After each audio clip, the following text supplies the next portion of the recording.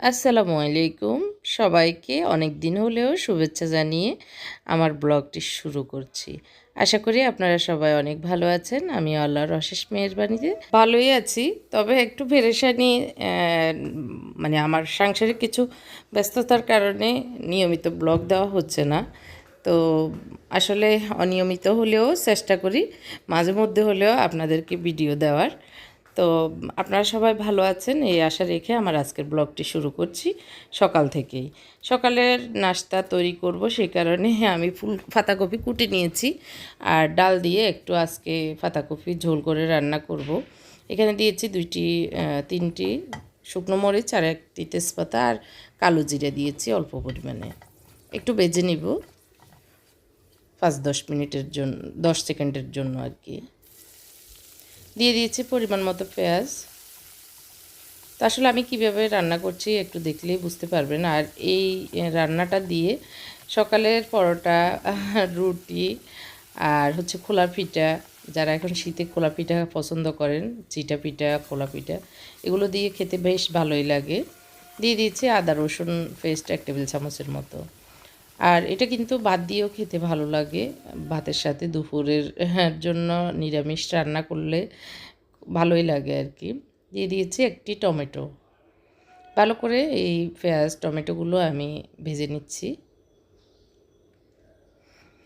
আশা করি শেষ পর্যন্ত আমার আজকের ব্লগটি দেখবেন। দেখলে হয়তো একটুখানি হলেও ভালো লাগবে, কিছু না কিছু হলেও আপনাদের শেখা হয়ে যাবে আশা করি আর কি।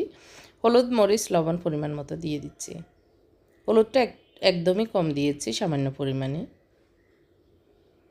কারণ পাতাকপিতে বেশি কড়া হলুদ কালার হয়ে গেলে দেখতে ভালোও লাগে না, খেতেও ভালো লাগে না আমি মনে করি।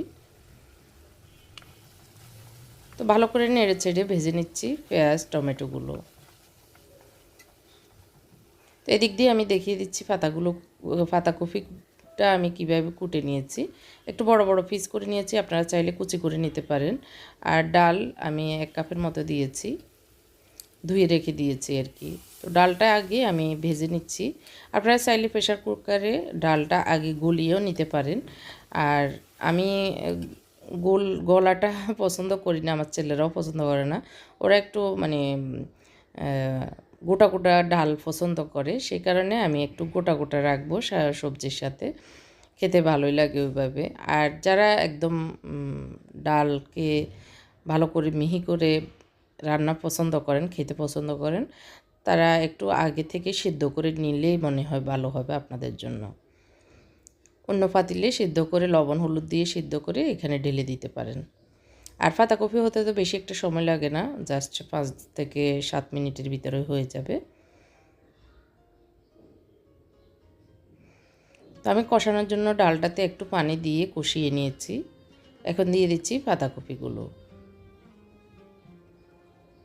আমি চাইছি না আসলে ডালটা একদম ভেঙে যাক, একটু গোটা গোটা থাকবে, সেই কারণে অল্প পরিমাণে পানি দিয়ে কষিয়ে নিয়ে এখন পাতাকপির সাথে আরেকটু কষিয়ে নিব, ভালো করে ভাজার মতো আর কি, তারপরে পানি দিব।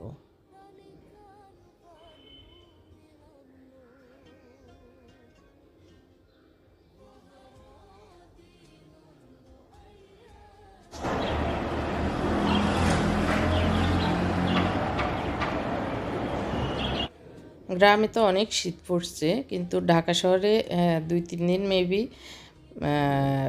ভালোই শীত পড়েছে। তারপরে আস্তে আস্তে এখন তো শীত নাই বললেই চলে। তো আসলে বেশি শীতও না, আবার বেশি গরমও না, এই পরিবেশটা আমার কাছে খুবই ভালো লাগে।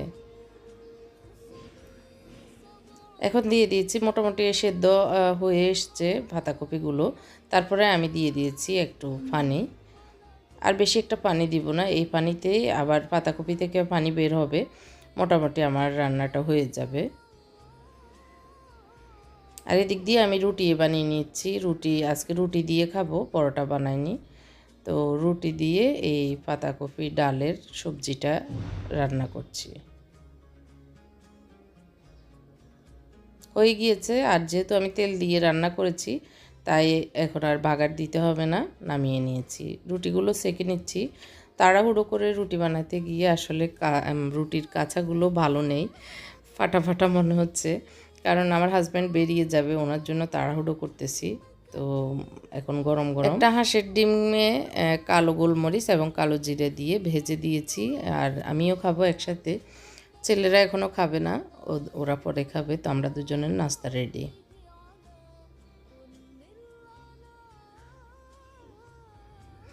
তো এই সবজিটা অবশ্যই ট্রাই করবেন, আপনাদের অনেক ভালো লাগবে, আমি গ্যারান্টি দিতে পারি।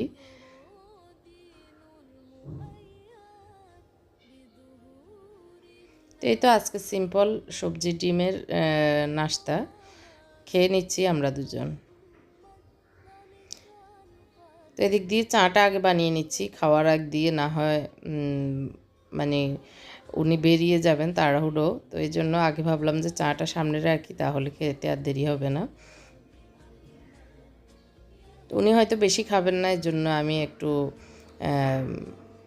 মানে অর্ধেকের চেয়ে বেশি বানিয়ে নিয়েছি, উনি একটু খাবেন, বাকিটা আমি খেয়ে নিব। এই জন্যই লাস্ট আমার যে ভিডিওটি গিয়েছিল সেই ভিডিওতে আমি বলেছিলাম একটা শোরুমে আমি ঘুরতেছি, মানে দেখতেছি সেই শোরুমটা কোথায়।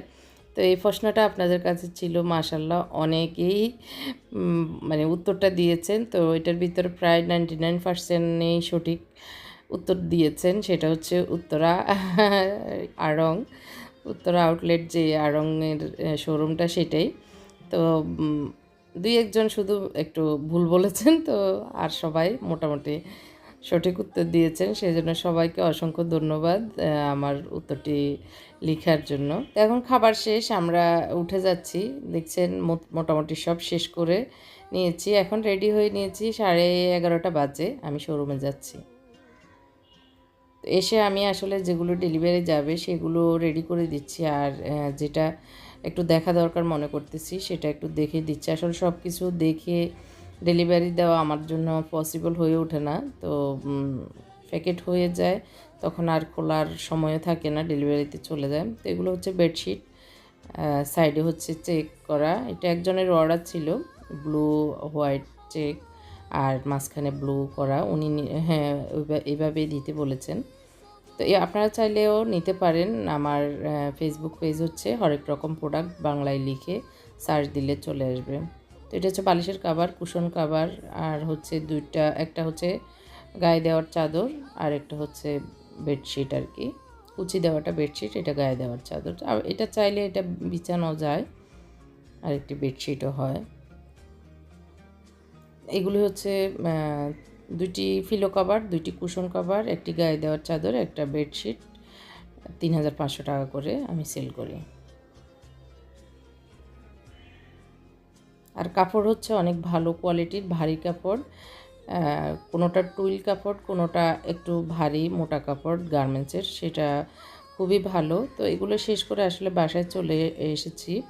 বাসায় কিছু আমি নিয়ে এসেছি, আমার ডেলিভারি ম্যান যেগুলো দেখেছিলাম, অনেকগুলো রাগ ছিল, হারিকেন অর্ডার ছিল, ফাঁকির কাঁচা অর্ডার ছিল, সেগুলো নিয়ে গিয়েছে। আর এগুলো রেডি হওয়ার পরে এখন আমি বাসায় নিয়ে এসেছি, কারণ ফ্যাক্টরিটা বন্ধ থাকবে, ওরা ছুটি নিয়েছে বিকেলবেলাটা। তো বাসায় নিয়ে এসেছি, আমার ডেলিভারি ম্যানটা এসে বাসা থেকে ঠিক করে এগুলো আবার ডেলিভারিতে নিয়ে যাবে। তো আসার সময় আসলে ব্যাগ ফ্যাক্টরিতে ছিল না আমাদের, সেই কারণে আমার ছোটো ভাইয়ের যে সেই ফেজের ব্যাগ নিয়ে তো আমি এগুলো ঢুকিয়ে নিয়ে এসেছি। তো এখন ও ব্যাগও এনেছে, আর হচ্ছে এগুলো রেডি করে ঠিক করে যারটা তার ঠিকানায় নিয়ে যাবে। তো এই সব করে আসলে আমার দিন যাচ্ছে, আর কিছু পেরেশানিও যাচ্ছে। আমি একটা আজকে আপনাদের সাথে ফাইনাল কথা শেয়ার করছি, সেটা হচ্ছে আমার এই বাসাটা ছেড়ে দিতে হয়েছে, আমি বাসা চেঞ্জ করব। তো বাকি বিস্তারিত পরের ভিডিওগুলোতে ইনশাল্লাহ একটু একটু করে যাবে। তো আজকে অনেক গোপন কথাটা আপনাদের সামনে ফাঁস করে দিয়েছি। তো এগুলো করে টোরে আসলে বিকেলটা একটু অন্যান্য কাজে সময় গিয়েছে, এখন রাতের বেলা মানে নাস্তার আয়োজন চলছে মাগরিবের নামাজের পরে। তো এখন আমি একটা ফ্রাই প্যান দিয়ে একটু তেল দিয়ে এই যে কিমা করে রেখেছিলাম গত 2 দিন আগে, আসলে ফ্রিজের ছিল গরুর মাংসের কিমা, তো সেগুলো আমি একটু তেলে ভেজে নিচ্ছি, একটু আদা রসুন দিয়ে এক টেবিল চামচের মতো আদা রসুন দিয়েছি আর কি।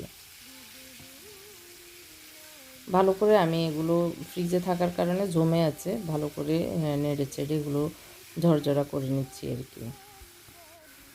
একটু দিয়ে দিয়েছি পরিমাণ মতো লবণ। লবণটা একটু বেশি দিয়েছি গোশতের পরিমাণে, কারণ আমি এখানে কিছু সবজি অ্যাড করব, সেই কারণে।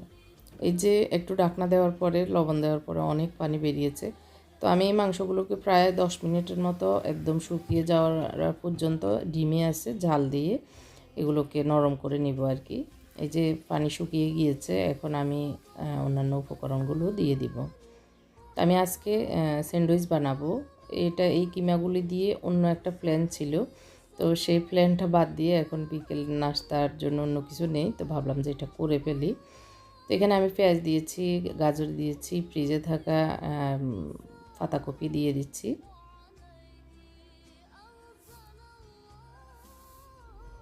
একটু নেড়ে চেড়ে এগুলো মিশিয়ে নিচ্ছি। তো আমি একটু একটু বরকত হওয়ার জন্য সবজি অ্যাড করছি, আপনার চাইলে শুধু কিমা দিয়েও করতে পারেন। আর এখানে আমি গুঁড়ো মরিচ দিয়েছি আর একটা টমেটো দিয়ে দিচ্ছি, আর সবজি অ্যাড করছি কারণ স্যান্ডউইচের সাথে ওদের খাওয়া হবে, না হয়তো এমনি খেতে চায় না বেশি একটা, এই কারণে।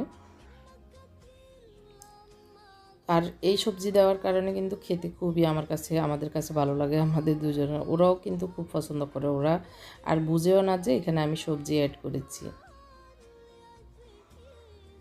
তো একটু পেঁয়াজ পাতা ফ্রিজে ছিল, তো সেটাও দিয়ে দিয়েছি। এখন আমি ঢাকনা দিয়ে এগুলোকে প্রায় আরও 5 মিনিটের মতো কষিয়ে নিচ্ছি। এই যে মোটামুটি আমার এগুলো নরম হয়ে এসছে, এখন আমি একটা ক্যাপসিকাম দিয়েছি। এগুলো সবই অপশনাল, আর যার কাছে যেটা আছে সেটা দিয়ে আপনারা করতে পারেন। আর এখানে আমি বিফ কিমা দিয়েছি, আপনারা চিকেন কিমাও দিতে পারেন। একটু ক্রাশ করে দিয়ে দিচ্ছি গোলমরিচ পাউডার, আর দিয়ে দিচ্ছি 3 টেবিল চামচ আমি সয়া সস।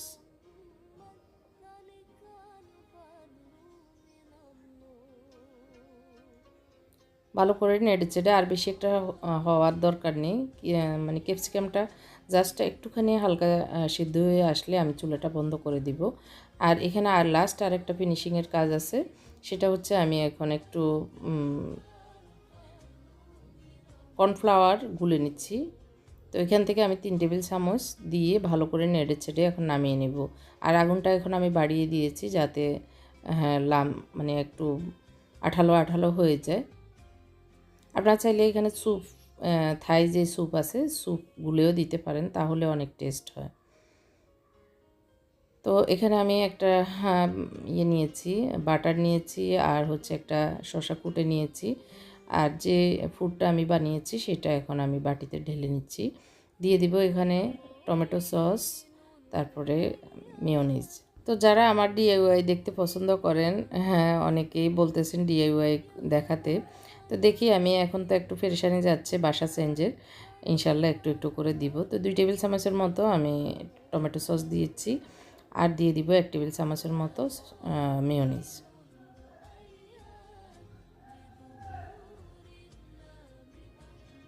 আর যারা ঝাল পছন্দ করেন এখানে আরেকটু ব্ল্যাক পেপার দিতে পারেন।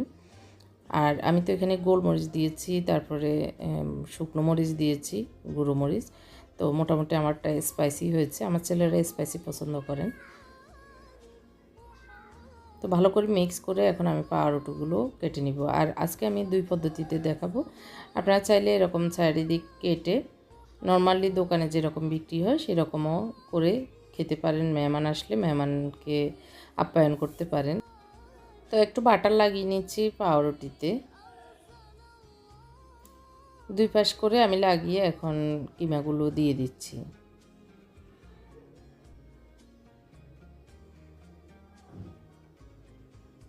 তো চাইলে আগে 3 কোনা করে এভাবে কেটে তারপরে কিমাগুলি দেওয়া যায়, তো আমি একবারে দিয়ে এভাবে দেখিয়ে দিচ্ছি। এভাবেও খেতে খুব টেস্ট হয়, খুবই মজা।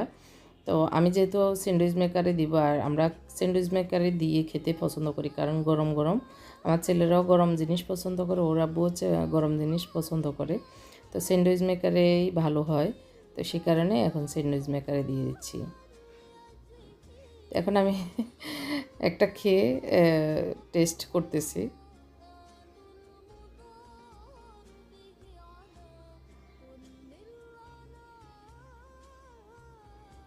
একটু প্লেট সাজিয়ে নিচ্ছি, এর ভিতরে আমার স্যান্ডউইচগুলো মোটামুটি হয়ে গিয়েছে।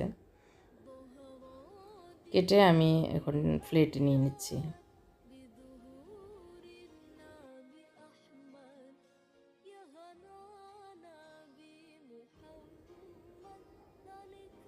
টমেটো সস এবং মেয়োনিজ দিয়ে আমার আজকের প্লেটটি রেডি করে নিচ্ছি।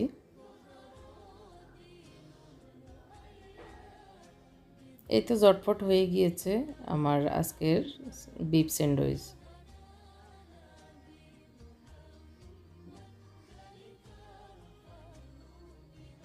এখন ওদেরকে দিয়ে দিচ্ছি। এখন আমরা বাসায় 3 জন আছি, 3 জনে খাবো, বাকি বড়জন এবং ওর আব্বু আসলে ওদেরকে গরম গরম বানিয়ে দিব। তো আমার আজকের ব্লগটি এ পর্যন্তই ছিল। আশা করি আপনাদের একটুখানি হলেও ভালো লেগেছে। ভালো লাগলে কমেন্ট করে জানাবেন। সবাই অনেক বেশি ভালো থাকবেন। আল্লাহ পাক সবাইকে ভালো রাখুক এই দোয়া রেখে আমার আজকের ব্লগটি শেষ করছি। আল্লাহ হাফেজ। আসসালামু আলাইকুম।